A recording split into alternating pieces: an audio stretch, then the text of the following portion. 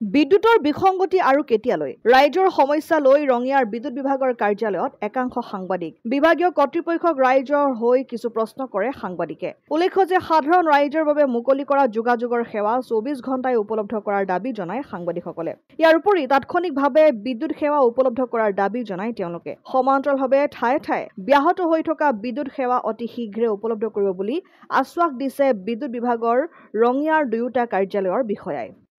ধৰক যোৱা দুদিন যি নেৰানেপেৰা বৰষুণৰ ফলত আমাৰ বিভিন্ন ঠাইত ধৰক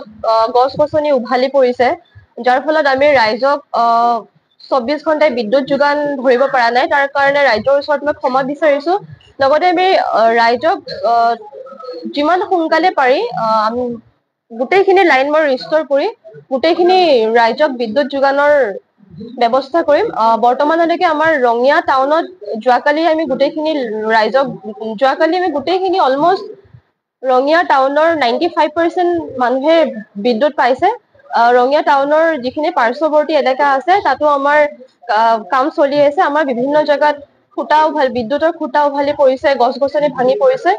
আজি গোটেইখিনি ৰঙিয়াৰ লগতে পাৰ্শ্বৱৰ্তী যিখিনি এলেকা আছে ৰঙিয়া বৈদ্যুতিক উপসংমণ্ডল 1ৰ অন্তৰ্গত যিখিনি কনজিউমাৰ আছে আমি আজিৰ ভিতৰত গোটেইখিনি কনজিউমাৰক পাৱাৰ দিয়াৰ সম্পূৰ্ণ ব্যৱস্থা কৰিম আসলে মাঝে মাঝে এটা কমপ্লেইন আহে যে কমপ্লেইন নম্বৰটো আমাৰ 24 ঘণ্টা কেতিয়াও বন্ধ নাথাকে কেতিয়াবা কি হয় ধৰক